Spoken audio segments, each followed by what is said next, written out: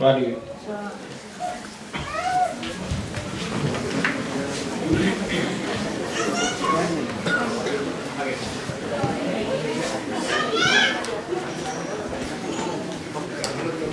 नमस्कार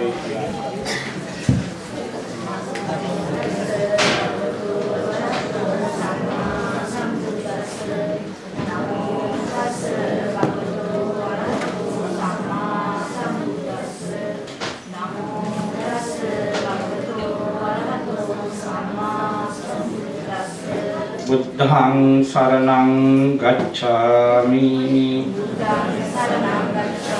धम्मं शरणं गच्छामि संघं शरणं गच्छामि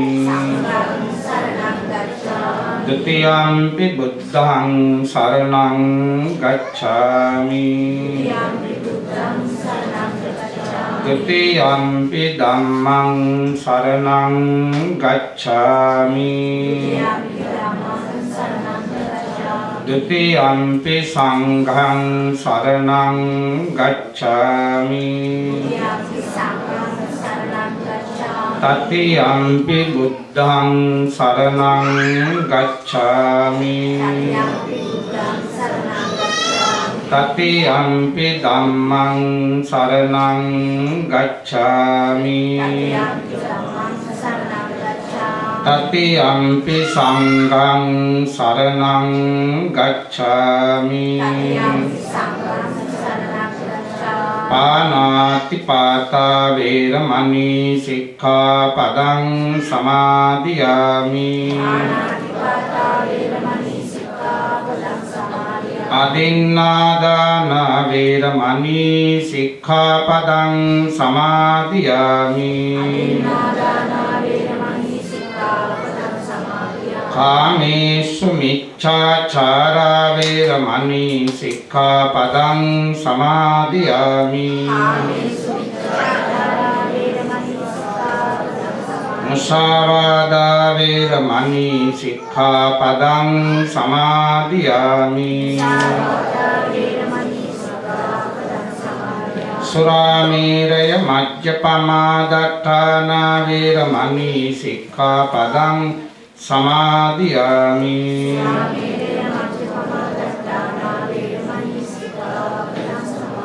समन्त चक्रवालेषु अत्र गच्छन्तु देवता सद्धम्मं मुनिराजस्य शृण्वन्तु सग्गमुक्तम् धम्मश्रवणकालो अयं बदन्तः धम्मश्रवणकालो अयं बदन्तः धम्मश्रवणकालो अयं बदन्तः नमो तस्स भगवतो अरहतो सम्मा सम्बुद्धस्स नमो तस्स भगवतो अरहतो सम्मा सम्बुद्धस्स नमो तस्स भगवतो अरहतो सम्मा सम्बुद्धस्स बुद्धोऽसो भगवा बोधाय धम्मं देसेति सन्तोषो भगवा समताय धम्मं देसेति दन्तोषो भगवा दमताय धम्मं देसेति तिन्नोषो भगवा तरणाय धम्मं देसेति परिनिब्बुतोषो भगवा परिनिब्बानाय धम्मं देसेति। पूजनीय संඝ रत्न අවසරයි. ශ්‍රද්ධාවන්ත පින්වතුනි, පින්වතියනි, පොසත් දරුවෝ, අපේ ගෞතම බුදුරජාණන් වහන්සේ පිරිනුවන් පාලා අවුරුදු 2651ක් මේ මාසෙට සම්පූර්ණ වෙනවා. අවුරුදු 2651 බුද්ධ වර්ෂ කියන්නේ ඒකට. ඒ නිසා මේ අවුරුද්ද ලංකාව විශේෂයි. ජගත් වෙසක් කුලල තිබුණේ ලංකාවේ. ජගත් වෙසක් කුලල පටන් අරගෙන අවුරුදු 14ක් සම්පූර්ණ වෙනවා. ඒවකට හිටපු අපේ ලක්ෂ්මන් කදිරගාම අමාත්‍යතුමා තමයි වෙසක් පොය ලෝකේ නිවාඩු දවසක් කළේ. එදා ඉඳලා අවුරුදු 11ක් එක දිගට ඔක අල්ලන් හිටියේ තායිලන්තේ. තායිලන්තේ තමයි වෙසක් උත්සවය කළේ. ඊළඟට අවුරුදු 2ක් එක දිගට අල්ලන් හිටියා වියට්නාම් කියන රට. මේ අවුරුද්දේ අපේ වාසනාවට ලංකාවට ලැබුණා. පෞගේ කාලෙම දැන් අද තාම සමරනවා. ඒ නිමිති කරගෙන විශේෂයෙන් මොකද මේ වෙසක් මාසෙ තමයි බුදුහාමුදුරු තුන්වෙනි වරට ලංකාවට වැඩියේ. කැලණි ගඟේ වතුරනාලක් තියෙනවා. සිවුරු සෝදලක් තියෙනවා. කැලණියට ආපු බුදුහාමුදුරු ඔතන ඉඳගෙන තමයි සිරිපාදෙට වැඩියේ. ඒ නිසා මොන පැත්තෙන් බැලුවත් බෞද්ධයන්ට වැදගත් දවසක්. ඒ නිමිති කරගෙන තමයි ජපානයේ ජීවත් වෙන මේ දායක පිරිසත් අද බණ කෙසේ වෙත දන්සලට ආවා. ලෝකෙ කොහෙත් එමය. බෞද්ධ වෙන රටවලට ගියාම කණ්ඩ තියනවා නම් එනවා. කොහෙත් එමය. ඇයි අපි කාපු જાතියක්? රටම කාලා තියෙන්නේ. ඔක්කොම ටික කාලා. ජපානයේ කණ්ඩ නෙමෙයි බලන්නේ වැඩ. දිනුනේ. දැන් මම 11 වෙනිදා ලංකාවට ආවේ මස්කට් වල ඉඳලා. පන්සල් නෑ නමුත් මේ මිනිස්සුගේ ශ්‍රද්ධාව. පුදුම ශ්‍රද්ධාව ලාංකික. මම දැක්කේ නරා රටවල් 52කට මං ගියා. සමරු පුතේ අසංකල්ලාවේ එමයි මම. ඒ තරම් ශ්‍රද්ධාව. තරුණ ළමයි.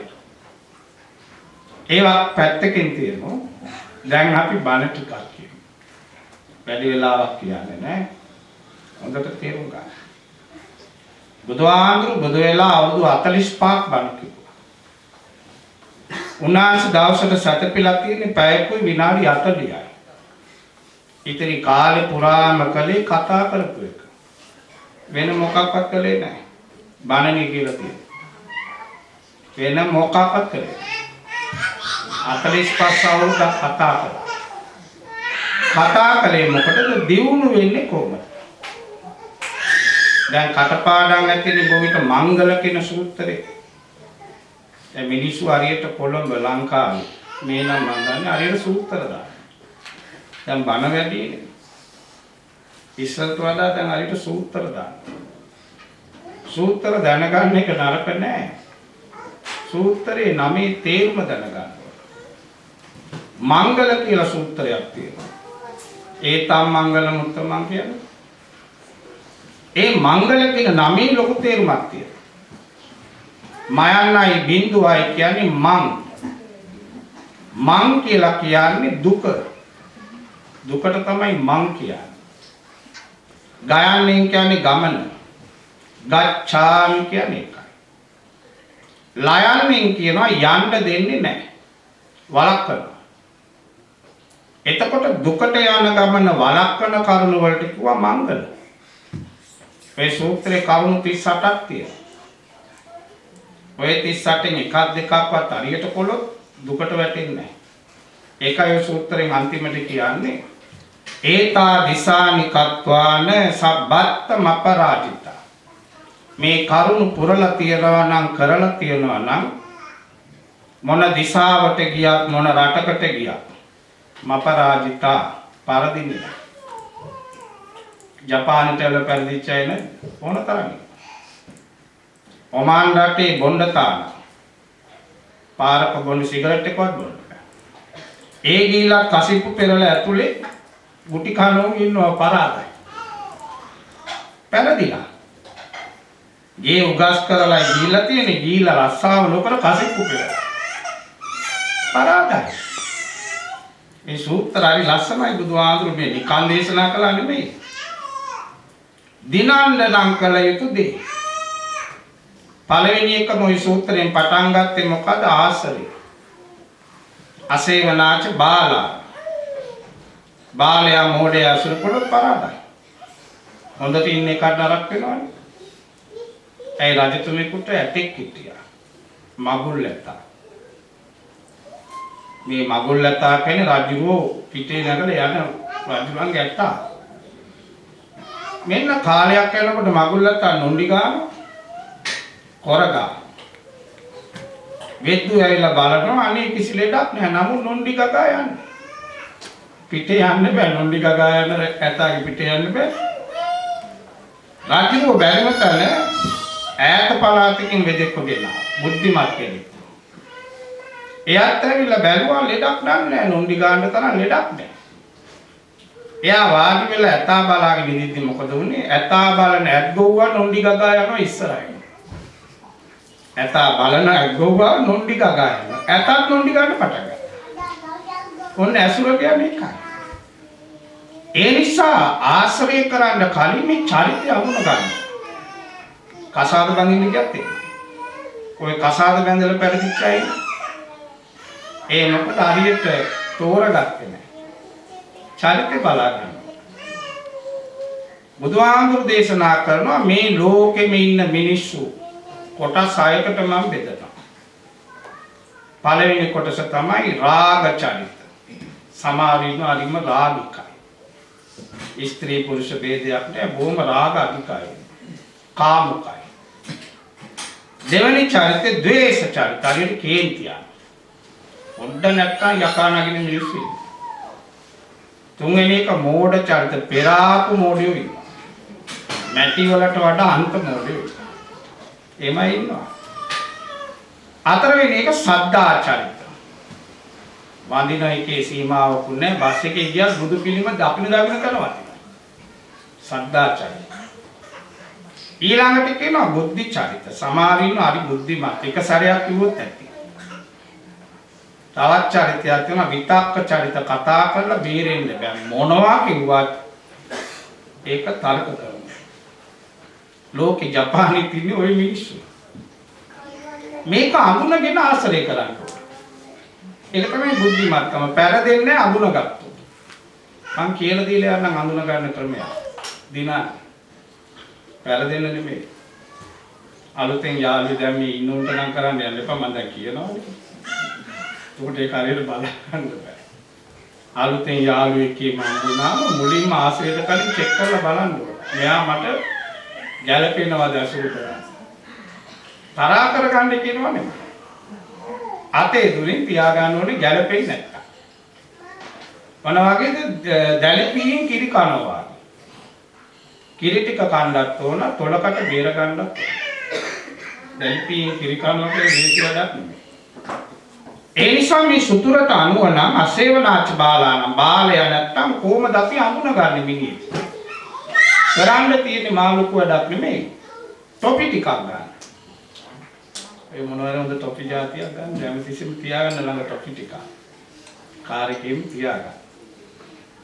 යාළුවෙකුට ටොපියක් දීලා බලන්න.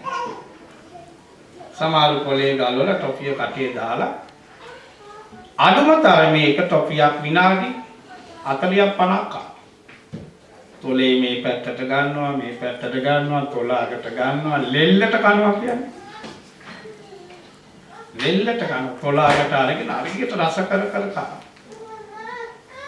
ඒ විදියට රස කර කර කනවා නම් එයා රාග අධික කෙනෙක්. ඔන්න බුදුහාමුදුරන්ගේ දැනුම මේකයි සර්වඥතා ඥානය කියන්නේ. එයා රාගිකයි. තවත් එකෙකුට ටොපියක් දෙන්න එයා ලෙල්ලගේ කොලේ ගැලෙව්වා ටොපිය කටේ දැම්මා. චරාස් බරාස් චර ගැව ටොපිය වල. අනුකම්පාවක් නැතුව චක චක ගහලා ගන්නේ. කේන්තිකාරේ ටොපිය කොහොමනම් අපිට කොහොම කරයි? අඳුර ගන්න පුළුවන්. ටොපියට මේම නම් අපිට මේක කොහොම කරයි කේන්තිකාරේ. තවත් එකෙකුට ඒ ටොපිය දුන්නා මෙයා මොකද කරන්නේ? සාක්කුවේ දාගන්න. පර්ස් එකේ දාගන්න. කන්නේ නැහැ දෙන්නේ නැහැ ටොපිය දිය වෙලා කූඹිය එනකම් මිනිහා ගන්නේ. මොඩේ. ටොපිය දුන්න ගමන් සාක්කුවටම දාගෙන මැන ගන්න මේක මොඩේ. මොඩේ චරිතය. තවත් කෙනෙකුට ටොපිය දුන්නා මෙයා ටොපිය අතට අරගෙන දුන්නු එකට ස්තුති කරනවා. thank you බා. ස්තුතියි කියලා.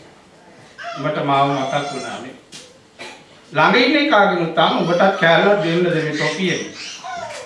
බෙදාගෙන කනවා නම් පින්දීලා කනවා නම් සද්දාචාරය. තවත් කෙනෙකුට ටොපියක් දුන්නා මෙයා ටොපිය කටේ දාගෙන හරි අර කොලේ කියවන. ටොපිය නම් මොකක්ද? මොන රටේද නිෂ්පාදනය? දිනේ පැනලා. මේක මොනවද තියෙන්නේ? විමසනවා බුද්ධිචාරය. බලන්න මොකක්ද කියලා. තවත් එක්කකට ටොපිය දුන්නා ටොපිය තරෙන් ටිකක් කල්පනා කරන ඔලුස්සගෙන. මේක මොකද මටම ටොපිය දුන්නේ කියලා. මේක කාලා පස්සේ යන්න වෙයිද? කල්පනා කරනවා. තර්ක කරනවා සිතේ. හොඳට මේක කළා නිකන් කල්පනා කරනවා. එයා විතක්කචරය. චරිතය අඳුනගත්තම හරිම ලේසි ගමන යන්න. චරිතය අඳුනගන්න. නැත්තම් හැමදාම ප්‍රශ්න. සමහරවිට රූපේ බලලා කසාද බඳිනවා. අයියේ පෙරද ඒ ප්‍රශ්නේ විසඳන්න බෑ. ඌට ඕන උනේ කොණ්ඩේ තියෙන කෙල්ල. තාත්තට කිව්වේ මට කිව්වේ එකයි මොකක්වත් නැහැ මිනිහා බඳිනවා නම් බඳිනවා කිව්වේ දිගට කොණ්ඩයක් ඕනේ කිව්වා. අම්මුණා කොණ්ඩේ තියෙන කෙල්ල මාස 2යි ඩිවෝස්. දැන් ඒ කෙල්ල ඉන්නවා ලංකාවේ සල්ලි වලින් ලක්ෂ 200ක්. කොණ්ඩේ බලලා බැඳලා ලක්ෂ 200ක් දැන්. මම ඒවා කොණ්ඩේ ලක්ෂ 200ක් වටිනවද? ඒ මොකද අඳුනගත්තේ නේ. ඊට පස්සේ එකතු වුණාට පස්සේ බෑ කරන්න පරාදයි. අද වුණත් එමය සමහර පවුල් තියනවා සඳුන් ගායේ විලිච්ච පිච්ච වැලවා. නෝනා සඳුන් ගානම් භාර්යාව පිච්ච වැලවාගේ දෙන්නම් සුවඳයි. තවත් සමහර පවුල් තියනවා කොඹ ගායේ විලිච්ච කරවිල වැලවාගේ. දෙන්නම තිත්තයි පරාදයි. මෙන්න දිනන්න නම් කොහේ ගියත් දිනන්න නම් බුදුහාමුදුරු දේශනා කළා. චරිතය හොඳට බලා ගන්න. ඊළඟට දිනන්න නම් තමන් කවුද කියලා මුලින් එකක් නෝන මං කවුද? මගේ නම මොකක්ද? මේ වගේ වැඩක් කළා මං කොහොමද පාරේ යන්නේ? මට මොකද වෙන්නේ කියලා බලන්න ඔක්කොමද කරන්නේ. ඒකට කියනවා ආත්ම ගෞරවය. ඒක වෙනසුණුත් ඉවරයි. පරාදයි. බෞද්ධයා කියන්නේ ආත්ම ගෞරවය දකින්න කියනවා. ඒකට හොඳ කතාවක් තිබුණා ජාතක පොතේ. වනාන්තරයක් තියෙනවා මේ වනයේ ඉන්න සිංහයෙක්. සිංහයා කිව්වම දන්නවා කැලේ රජා. සිංහයෝ කොටස් දෙකක් වෙනවා බලු සිංහයෝ තියෙනවා. මේ කියන්නේ එම සිංහෙක් නෙමෙයි කේසර සිංහ. මූණ පුරාම රැවුල තියෙනවා. රත්තරන් පාට. කැලේ සත්තුන්ගේ උසස්ම සතා. බඩගින්නෙන් මලක් තනකොළ කන්නේ නැහැ. මැරිච්ච කුණක් කන්නේ නැහැ. සතෙක්ව මරාගත්තත් මුලින් කන්නේ මොලේ. මොලේ කාලයි මස් කන්නේ. අනිත් සත්තු වාගේ විතර බුරන්නේ නැහැ. සිංහයා නම් නාද කරන සතෙක්. කවදාම සිංහයා පොළවේ ඉඳගෙන නාද කරන්නේ නැහැ. ගලක් උඩට කන්දක් උඩට නැගලයි සිංහයා සතර දිශාවට නාද කළා. ඒකයි කියන්නේ බුදුහාඳුරු සිංහ නාද කළා කියලා. බුදුහාඳුරු සිංහෙක්. ඒකනේ ගජ සිංහ, නර සිංහ කියලා කියන්නේ. ශාක්‍ය සිංහ කියන්නේ ඒක. ඒ වගේම නිදාගත්තත් ලෝකේ ලස්සනට නිදාන්නේ සිංහයා. අනිත් සත්තු නිදාගත්තම කැතයි. දැන් මිනිස්සු වෙච්ච අපි නිදාගත්තම කොච්චර කැතද? සමහර නිින්දෙන් චව් චව් ගාලා කනවා. මොනවා කනවද දැන් ළඟ ඉන්න චව් චව් ගාලා. සමහර ගොරෝන උඩට යන. සමහරව නිදාන්න බෑ පයින්ම ගා.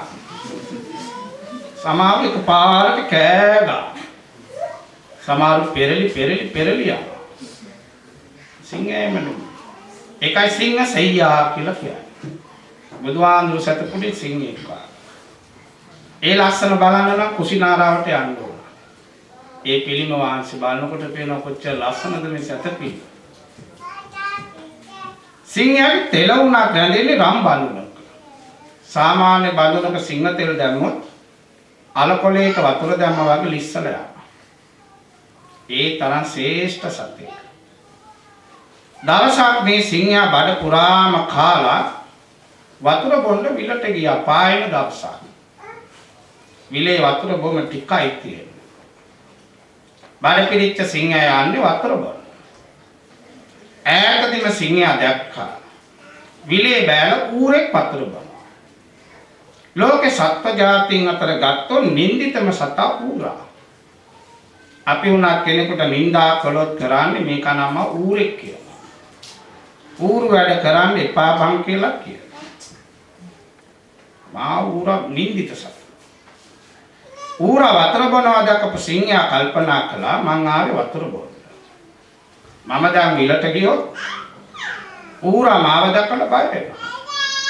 මාව දැකලා බය වෙන ඌරා විල පුරා දුවන්න පටන් ගන්නවා ජීවිතේ බෙර ගන්න. ඒ නිසා ඌරා බීලා යනකම් මම ඉන්නම් කියලා සිංහයා නතර වුණා. එතන තිබුණා විශාල ගසක්. දැන් මෙන්න වතුර බීපු ඌරා ගොඩා ඔළුව උස්සලා ඌරා වටපිටේ බලනවා. බලනකොට ඌරා දැක්ක සිංහෙක් ඉන්න ඇඟිලා. මේ මෝඩ ඌරා කල්පනා කළා සිංහයා මට බයයි. ඒකයි මාව දැකලා මේ සැඟවුනේ. ඔන්න මෝඩ කමිය. ඒ නිසා මේ ඌරා සිංහයාට කතා කළා. ආයිබෝන් සිංහයා ඔබ කැමතිද බං මං එක්ක යුද්ධ කරා? කාටද මේ යුද්ධයට කතා කරන්නේ ඌරේ සිංහෙකුට. සිංහයාට ඉනාගේ අනේ මේමත් මෝඩ ඌරෙක්. බඩ පිරිච්ච වෙලාව. කතෝ කන්නේ මොලේ පමණයි. ඒක කන්නවත් බඩේ ඉඩ නැහැ. නිකාන් සතෙක් මරණයක ගැලපෙන්නේ නැහැ. මරුවොත් කන්න ඕන. මේ ඌරා නිකාන් නෙමෙයි යුද්ධයට සුදුසුකම් කියලා. ඒ මෝඩයන්ගේ ලක්ෂණයක් ඒක. බලාපං සිංහයෝ උඹට තියෙන්නේ තොළු ගෙඩියයි බඩ ගෙඩියයි අත් දෙකයි කකුල් දෙකයි. මට තියෙන්නේ තොළු ගෙඩියයි බඩ ගෙඩියයි අත් දෙකයි කකුල් දෙකයි. ඉතින් සිංහයෝ උඹ කැමතිද මං එක්ක යුද්ධ කරන්න? සිංහයා කියනවා අද නම් බෑ බං. අද අමාරු. අද බෑ. අසවල් දවසේ අසවල් පිට්ටනේ අපි දෙන්න යුද්ධ කරමු. දැන් දෙන්න ගිවිසුම් අසං කළා. සිංහයා ගියා ලෙනට. ඌරා ගියා රැළට. ඔතනයි වෙනස. සිංහයා ගියේ ගල් ලෙනට. ඌරා ගියා රැළට. රැළට ගිය ඌරා නිකන් ඉන්නව නෙමෙයි. රැළේ ඉන්න ඌරන්ට කියනවා. උඹලා දැන් මට සලකන්න ඕන. මං එනකොට නැගිටින්න ඕන. නිකන් නෙමෙයි උඹලා මට ඌරු දේවයන් වහන්සේ කියන්නත් ඕන. රජකමක් තියෙනවා. මොකද මම සිංහෙක්ව පරද්දලා යාවේ. එතන හිටියා ටිකක් මොලේ තියෙන ඌරෙක්. ඌරු මොලේ නරක නැහැ. මොලේ තියෙන ඌරා කියන අනේ මොඩ ඌරෝ. උඹ සිංහයා ගැන දන්නේ නැතුව ඔය කියන්නේ. බඩ පිළිච්ච නිසායි සිංහයා උඹව අත්හැරියේ. දැන් බඩගින්න දැනිච්ච ගම. සිංහයාට මැවි පේන්න ඌරා. උඹ නිසා නිකන් අපිට මැරෙන්න බෑ. උඹව අපේ රැළේ තියාගන්නත් බෑ. අපි දැම්මම සිංහයාට පණිවිඩය ආවනවා. උඹත් එක්ක අපේ සම්බන්ධයක්. උඹව අපේ රැළෙන් ඉවත් කළා කියලා පණිවිඩය ආවා. මේක කියනකොට මේ මෝඩ ඌරා බය වුණා. බය වෙලා කිව්වා අනේ මට බේරෙන්න උදව්වක් කරන්න. උපායක් කියලා. ඒ වෙලාවේ වුණ මේ ඌරා හොඳ උපායක් දුන්නා. යුද්ධ කරන දවස පාන්දරින් ඔබ නැගිටපන්. ඔය කැලේ අසපුවක් තියෙනවා. තාපසයෝ 50ක් විතර ඉන්නවා. ඒ අසපුවට ගොයින් අසපුව පිටිපස්සේ තියෙනවා වැසිකිලි වලක්. ඩැමේජ් එක. ඒකට බෑපන්. බෑලා අර පුරා ගාගෙන ඵලයන්කෝ යුද්ධෙට. ඌරට අසුචි කියන්නේ මසුරා. ඌරා කැමති ඒකට. ගියා. ගින් පැන්න වලට ඇඟ පුරාම ගහගත්තා. ගොඩට ඇවිල්ලා අවුෙත් හිටියා. පදන් වුණා. ආයි පැන්නා. දැන් ඌරෙක් නෙමෙයි අසුචි කන්දක්. සිංහයා බලාගෙන ඉන්න ඌරාට. ඈතදීම සිංහයා දැක්කා. එදා දැක්ක ඌරා නෙමෙයි. පොන්චි අසුචි කන්දක් පෙරලි යනවා වගේ දැක්කා. ඈතදීම සිංහයා කෑගහුවා. අනේ ඌරෝ ළඟට නම් එන්න එපා. ඔමිටපා. බලපං උඹේ රෝම කූපේ පාස අසුචි. දුක් ගන්ධං වාපි එනසො උඹ නිසා මුළු පලාතම ගඳයි දැන්. ඉතින් ඌරෝ උඹ තාම කැමතිද මං එක්ක යුද්ධ කරන්න? උඹ කැමති වුණාට මම කැමති නැහැ. උඹ දින්නා මම පැරුණා. මම යනවා යන්න කියලා සිංහයා ගියා යන්න. ඕකයි ආත්ම ගෞරවය කියන්නේ. අසුචි තැවරිච්ච ඌරා එක්ක පෙරළුනොත් මගේ අඟ පුරාම අසුචි ගෑවෙනවා. දින්නට වැඩක් නැහැ ගඳ නෑ. දින්නට වැඩක් නැහැ ගඳ ගගා ඉන්න ඕන. එකයි මේ කියන්නේ. ඔය ගියා දිනන්න ඕන ධාර්මික. අධාර්මිකව වැඩක් නැහැ. ලෝයඩ සංගරාවේ කිව්වේ ඒකයි. අදමින් ජීවත් වෙනවා විතරට දැහැමින් මේ අනු සොඳමයි ධනහට. අධාර්මිකව අම්බ කරලා 100ක් ඉන්නවට වඩා ධාර්මිකව අම්බ කරලා බඩගින්නේ දවසක් මැරෙන එක සපයි.